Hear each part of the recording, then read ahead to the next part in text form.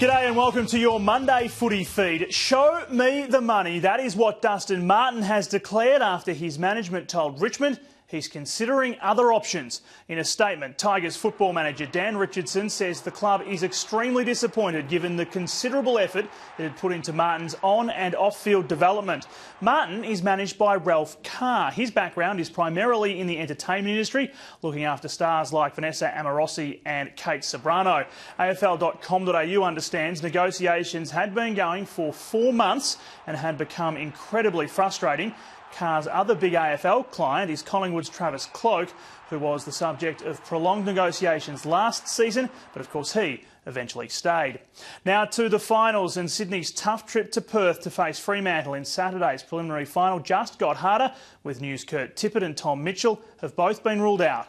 While Tippett is a chance to return from a leg ligament injury if the Swans progress to the grand final, Mitchell is not. His season is over, with the 20-year-old booked in for season-ending ankle surgery. We'll have a look at the whiteboard. We'll have another good working over this week, and we'll have a look at what the lineup looks like and what the team balance looks like. Our reserves went to Canberra yesterday and they had a good win down there, and so we'll get someone else to come in and fill those blokes' roles. Ryan O'Keefe is all clear despite hobbling from the ground. Ben McGlynn is a chance to return from a calf complaint.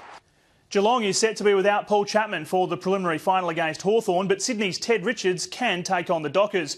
Chapman would risk a 2-game ban if he fights the match review panel's ruling. His high hit on Robbie Gray adjudged reckless, low impact and high contact. Yeah, more likely to be judged reckless with those sort of incidents, because we think that you should know by jumping up into the air like that, when bumping like that, a shoulder can contact the head. Richards has escaped with a reprimand, though, for this bump on Carlton's Levi Casbolt. OK, let's go to Simmons Stadium now and get some reaction. Jackie Reid is there. What has the reaction been to the MLP's decision, Jackie? Well, Matt, Harry Taylor fronted the media here today. He says he hasn't seen the bump, but admits a suspension for Chapman at this point of the season would be tough to bear. If he can't play due to the suspension, it'll be disappointing, because he's playing some really good football for us at the moment. I'm not sure what the club's going to do as of yet. We've just had a team meeting to review the game. I'm sure the relevant people will make the decision in the next few hours, I guess, of what they do from here on. Cats fans have been blessed with plenty of finals footy over the last few years. Harry Taylor is getting set for his 16th finals appearance, but while everyone else gets excited about the next instalment of the Kennett curse, Taylor is keeping his head down. During the finals, I'm pretty careful. I don't sort of read the paper much during the season at all, but during the finals, no paper, no TV, basically. How do you avoid it? Well, it's pretty easy when you've sort of got kids. You get home and they take up a fair bit of my attention, especially around that 5 to 7 time when the news is on and whatnot. They're trying to get bathed and showered and eat their dinner. So the jury's still out on whether Corey Enright will be past fit to play. He was still icing that knee today. Josh Caddy was cited running laps. He's the likely replacement should Chapman be forced to serve that 1-match suspension. Matt. All right, Jackie, thank you for that. We need to get Harry Taylor to tune into Footy Feed. Let's go now to Melbourne's East, where the Hawks are on track to bring back 1, if not 2 big names for the clash. Lance Franklin comes straight back in from suspension, while Surioli is progressing despite a light week on the track as he recovers from an ankle injury.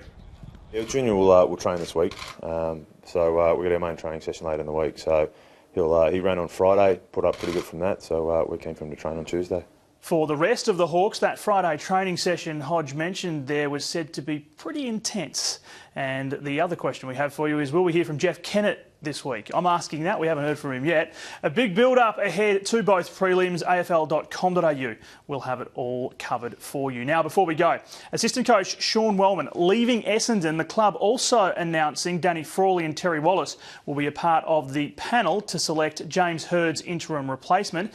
And the All-Australian team will be announced tonight in a gala function in Melbourne. Jackie Reid will be back later tonight here on AFL.com.au with a Footy Feed update on that. For now, from the entire team, I'm Matt Thompson. Thanks for watching.